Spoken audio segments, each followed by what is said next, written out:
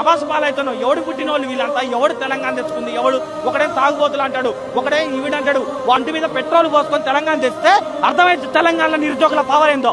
చెప్పు తీసుకొని కొట్టాలి ఒక్కొక్కని తెలంగాణ విద్యార్థులు అంటే. తెలంగాణ అస్తిత్వం తెలుసా వాళ్ళకి? తెలంగాణలో ఏ జిల్లాలో ఏముంటారు తెలుసా? ఈ జీవో చేసినోడు తెలుసా? ములుగుల ఎస్టీలు ఎక్కువ ఉంటారు, మహబూబాద్లో ఎస్టీలు ఎక్కువ ఉంటారు, సూర్యాపేటల బీసీలు ఎక్కువ ఉంటారు. ఏ జిల్లాలలో ఏ ఎక్కువ ఉంటారో తెలియని వ్యక్తి ఇప్పుడు ములుగు పోతాడు. ములుగులు అందరికీ 3% ఇస్తాడు. ఎస్టీలు ఎక్కువ ఉంటారు. వాళ్ళ ఎస్టీల పరిస్థితి ఏంది? సూర్యాపేట బీసీలు ఎక్కువ ఉంటారు. బీసీల పరిస్థితి ఏంది? మా తెలంగాణ ఎట్లుందో నీకు తెలుసా?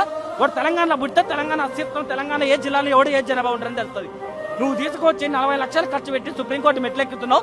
మేము వచ్చాం సుప్రీంకోర్టులో ఆడ రైల్వే స్టేషన్లో మేము పండుతాం. నువ్వేం ఏసీ గదులను పంతావు? నువ్వు ఎవడికి అసలుకి నీకే ఎక్కువ ఉందని నువ్వు ఏసీ గదులను పంతావు మా డబ్బులతోటి. మేమేం ఫుట్పాత్ మీద పండాలా కోర్టు కేసు రోజు? కళ్ళమ్మ నీళ్ళు వస్తానే 18 మందిని చంపారు. నీకు కూడా ఏదో ఒక రోజు అలాంటి సాగు వస్తుంది. మేమందరం తెలంగాణలో టపాసులు వేసే సాగు వస్తుంది. పెట్టుకోబా, కేసులు పెట్టుకుంటే పెట్టుకోబా, నీకు భయపడేటోడే లేడు.